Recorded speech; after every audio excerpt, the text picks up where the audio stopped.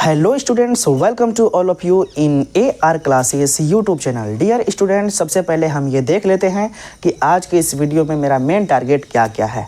सबसे पहली बात आप जान लीजिए कि आज का ये वीडियो कक्षा 10 के विज्ञान का पार्ट नंबर 2 है और पार्ट नंबर 2 का नाम है अम्ल क्षार तथा लवण। अम्ल क्षार लवण का ये वीडियो नंबर 5 है और इसके अंदर हमें क्या क्या पढ़ाई करनी है इसको देख लेते हैं।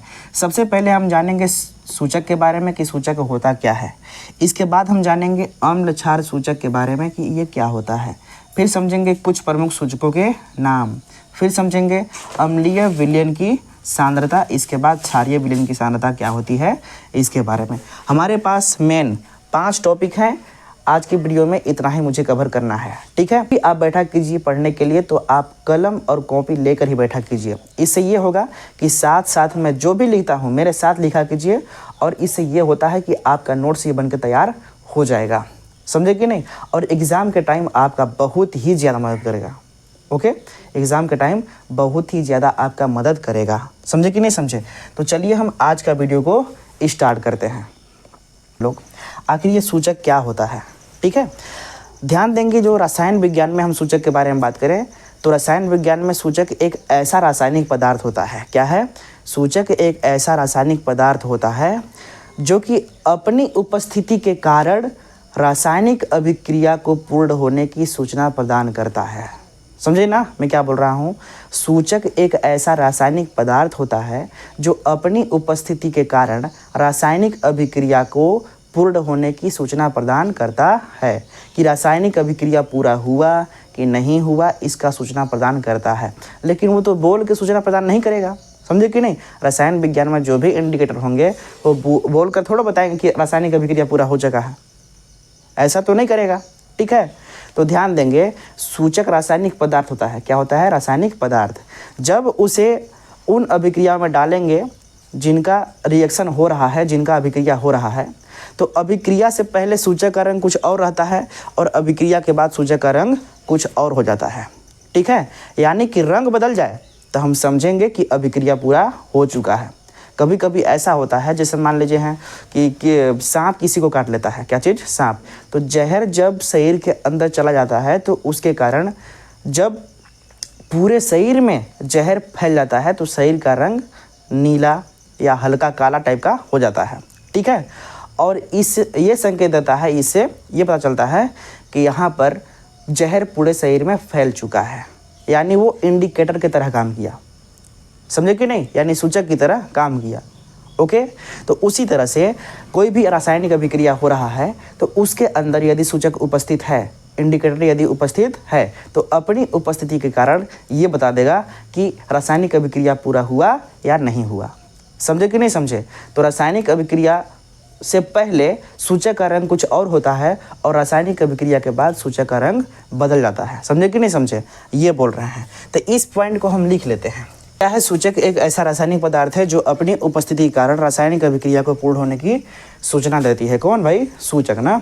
लेकिन सूचक तो बोलेगा नहीं कि रासायनिक अभिक्रिया पूरा हो चुका है। तो ये क्या करेगा, इस पॉइंट को हम नोट में लिख लेते हैं ना।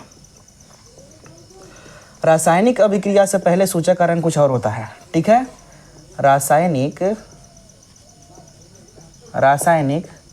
अभिक्रिया से पहले, क्या से? रासायनिक अभिक्रिया से पहले सूचक का रंग कुछ और होता है, ठीक है। सूचक का रंग कुछ और होता है, कुछ और होता है तथा अभिक्रिया पूर्ण हो जाने के बाद,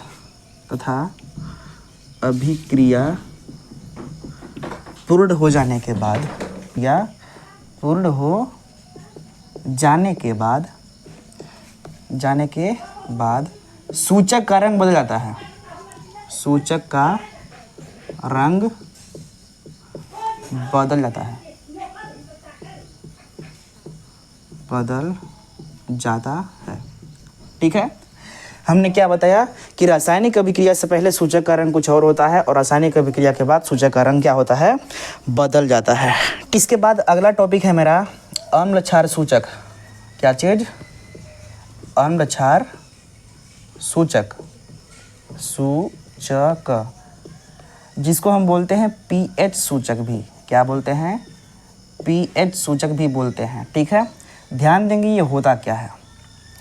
अम्ल क्षार सूचक भी एक रासायनिक पदार्थ होता है। क्या होता है, रासायनिक पदार्थ होता है। यदि इसे अम्ल में डालेंगे तो कुछ अलग रंग देगा। क्या बोल रहे हैं, अम्ल क्षार सूचक भी एक रासायनिक पदार्थ होता है। यदि इसे अम्ल में डालेंगे तो कुछ अलग रंग देगा और क्षार में डालेंगे तो कुछ अलग रंग देगा। समझे कि नहीं समझे, वही होता है अम्ल क्षार सूचक। और ये क्या होता है, इसे पहचान होती है अम्ल और क्षार का। ठीक है, यानी ये सहायता करता है कि अम्ल और क्षार की पहचान करना। अम्ल में डालेंगे तो कुछ और रंग देगा, क्षार में डालेंगे तो कुछ और रंग देगा। तो इससे हम अम्ल और क्षार का पहचान कर सकते हैं। तो अम्ल क्षार सूचक क्या होता है, ध्यान से देखिए, साथ साथ लिखते हुए आप चलेंगे। तो लिखेंगे अम्ल क्षार सूचक, अम्ल क्षार सूचक एक ऐसा रासायनिक पदार्थ है। क्या है, एक ऐसा रासायनिक पदार्थ है। क्या है, रासायनिक पदार्थ है जिसे अम्ल में डालने पर, जिसे यदि अम्ल में डालें, जिसे यदि अम्ल में डालेंगे तो अलग रंग देगा, ठीक है। तथा यदि क्षार में डालें, यदि कहाँ डालें, क्षार में डालें तो कुछ और रंग देता है, तो कुछ और रंग देता है, और रंग देता है। बहुत ही इम्पोर्टेंट चीज़ें बता रहा हूँ, इसको आप लोग माइंड में रख के ही चलेंगे ना, कि अम्ल क्षार सूचक एक ऐसा रासायनिक पदार्थ होता है, यदि इसे अम्ल में डालेंगे तो कुछ और रंग देगा, ठीक है, और यदि क्षार में डालेंगे तो कुछ और रंग देगा। इस तरह से अम्ल क्षार सूचक होता है। ओके, तो इससे हम क्या कर सकते हैं कि इसकी सहायता से अम्ल और क्षार की पहचान किया जा सकता है। ठीक है, तो इस पॉइंट को हम नोट बना के लिख लेते हैं। अम्ल क्षार सूचक या पीएच सूचक ना, दोनों एक ही बात है। तो पीएच सूचक जो है की सहायता से क्या बोल रहे हैं, पीएच सूचक की सहायता से अम्ल तथा क्षार की पहचान की जा सकती है। अम्ल तथा क्षार की पहचान किया जा सकता है, ओके। अब हम क्या करेंगे कि नेक्स्ट हमारे पास हेडिंग क्या रहेगा कि कुछ प्रमुख अम्ल क्षार सूचकों के नाम। कुछ प्रमुख अम्ल क्षार सूचक का हम नाम रखेंगे और एक सारणी बनाएंगे और उसमें कुछ महत्वपूर्ण सूचकों के नाम लिखेंगे ना, और ये देखेंगे यदि क्षार में हम डालेंगे तो उसका रंग कैसा होगा और अम्ल में डालेंगे तो उसका रंग कैसा होगा। तो आप अगला हेडिंग डाल लीजिए, क्या डालेंगे, कुछ महत्वपूर्ण, लिखिए कुछ महत्वपूर्ण अम्ल क्षार, ठीक है, सूचकों के नाम।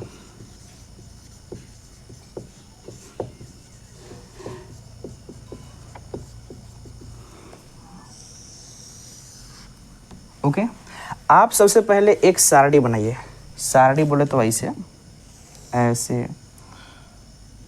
फिर ऐसे, फिर ऐसे, और एक ठो और ऐसे। अब इसको आप इस तरह से मिला दीजिए।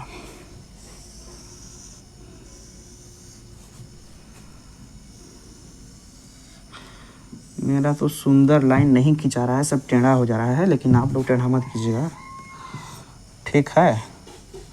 आप लोग के भाई पास स्केल होगा, अब स्केल की सहायता से थोड़ा सुंदर खींचेंगे। एक और खींच लेते हैं इससे क्रम संख्या लिखने के लिए।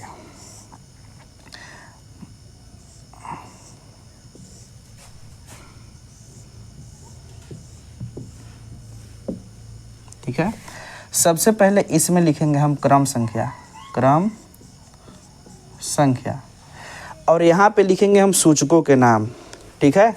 किसका, यानी पीएच सूचकों के नाम बोलो या फिर अम्ल क्षार सूचक के नाम, दोनों में से कोई कहिए, अम्ल क्षार सूचक कहिए या पीएच सूचक।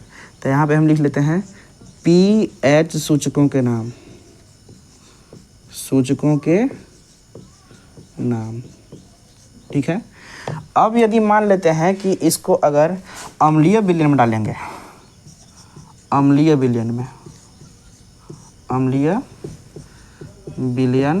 में तो कैसा रंग देगा।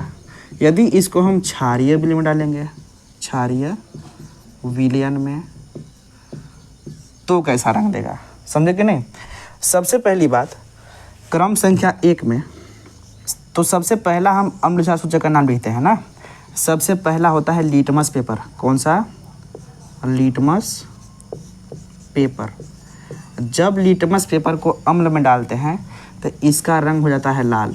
क्या हो जाता है, लाल। और यदि क्षार में डालेंगे तो इसका रंग हो जाएगा नीला। अगर नीला हो जा रहा है तो समझेंगे कि क्षार है, और यदि लाल हो जा रहा है तो इसका मतलब हम समझेंगे कि यह अम्ल है, ठीक है। दूसरा है फिनोल्फथेलिन। क्या चीज़, फिनोल्फथेलिन।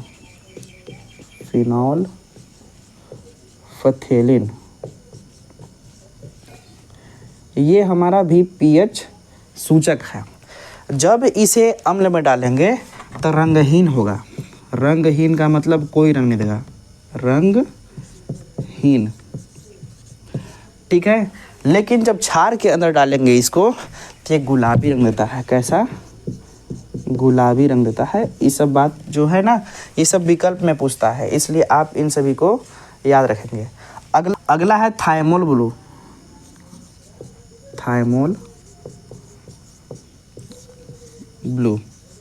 जब थायमोल ब्लू को हम अम्ल में डालेंगे तो इसका रंग कर देता है पीला। क्या हो जाता है, पीला। और यदि क्षार में डालेंगे तो इसका रंग कर देता है नीला। कैसा, नीला। तो हम पहचान लेंगे कि ये हमारा अम्ल है और क्षार है। इसके बाद अगला का नाम है मेथिल ऑरेंज। क्या है, मेथिल ऑरेंज।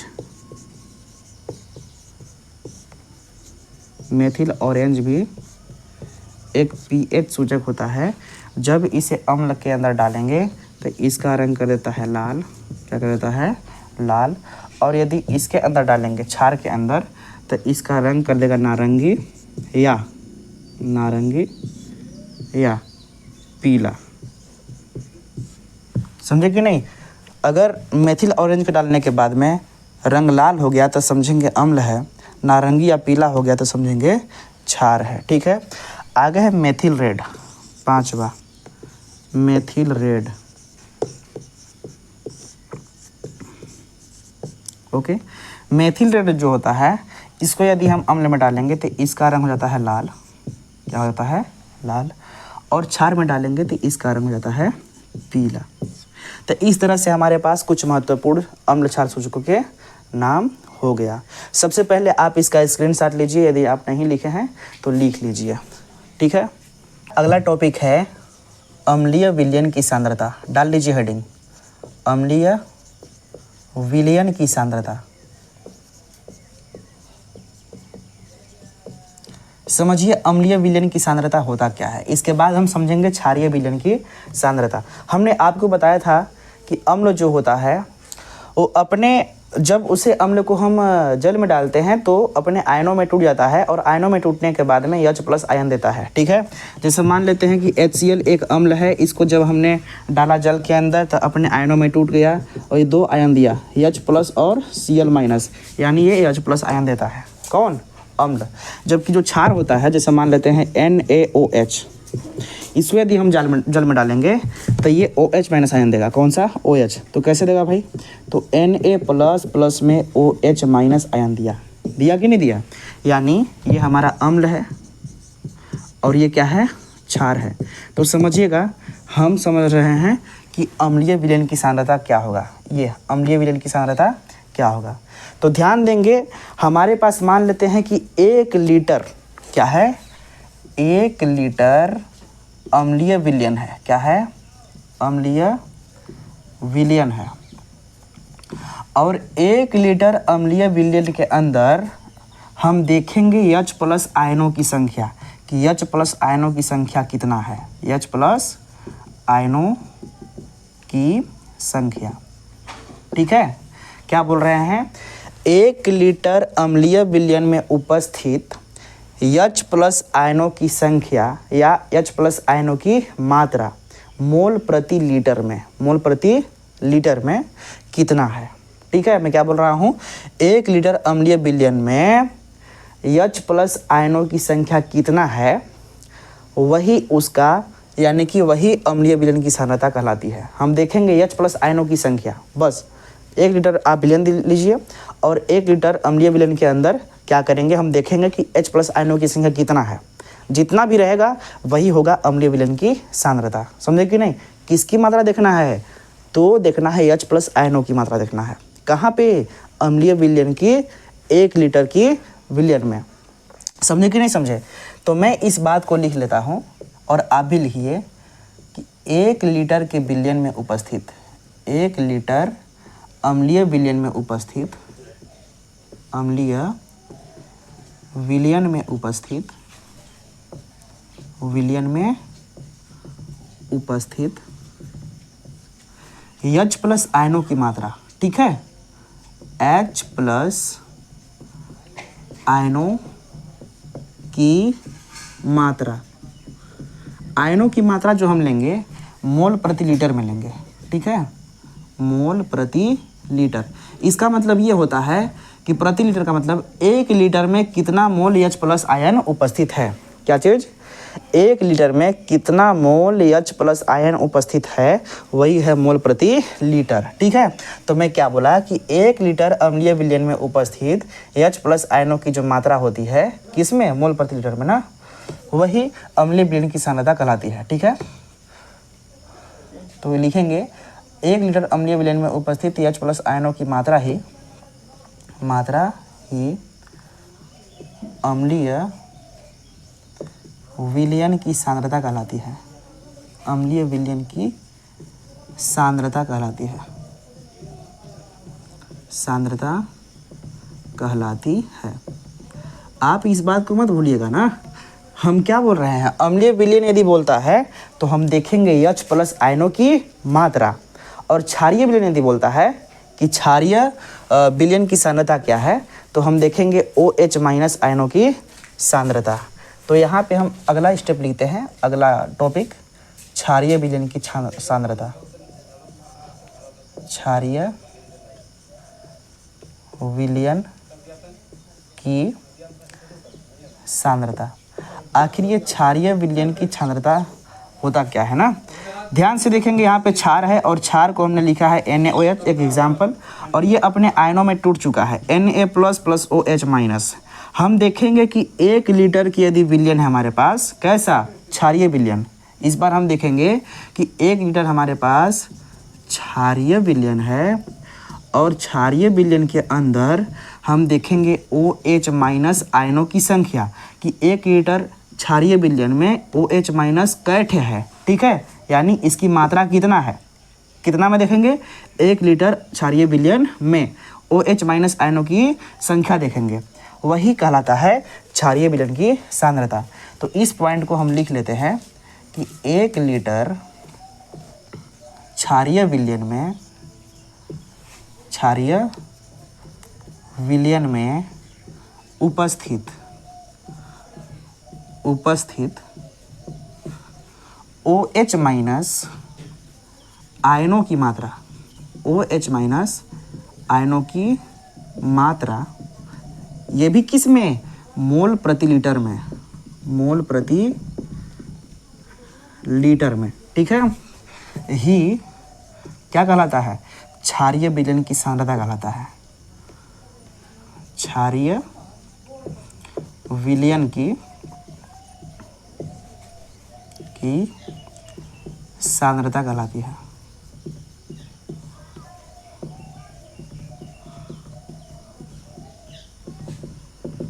ठीक है, इस तरह से आज का टारगेट मेरा कंप्लीट हुआ।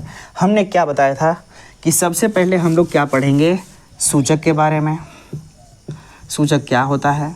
इसके बाद मैंने बताया था कि हम फिर समझेंगे अम्ल क्षार सूचक। क्या? अम्ल क्षार सूचक। और कुछ अम्ल क्षार सूचकों के नाम हमने पढ़ा। इसके बाद अम्लीय विलयन की सांद्रता और क्षारीय विलयन की सांद्रता आज का टॉपिक हुआ कंप्लीट। आगे वाले वीडियो में हम समझेंगे पीएच निकालना। ठीक है, किसी भी विलयन की पीएच जो मान होता है वो कैसे निकाला जाता है, इस बारे में हम जानेंगे। और पीएच पैमाना वगैरह वगैरह क्या होता है, इस बारे में हम लोग जानेंगे। ठीक है, तो आज की वीडियो में हमने जितने भी टॉपिक समझाए हैं आपको समझ में आया अथवा नहीं। यदि अच्छे से समझ में आया तो एक लाइक करके आप कमेंट में एक दिल बना दीजिए, ताकि मैं ये समझ जाऊं कि हाँ आपको ये सारी चीज़ें समझ में आ चुकी है। ठीक है, नेक्स्ट वीडियो में हम समझेंगे पीएच पैमाना क्या होता है और पीएच मान कैसे निकला जाता है। ठीक है, ये सब बारे में। तब तक के लिए मैं आपसे विदा लेता हूँ और आप अपना ख्याल रखिए। Thank you so much.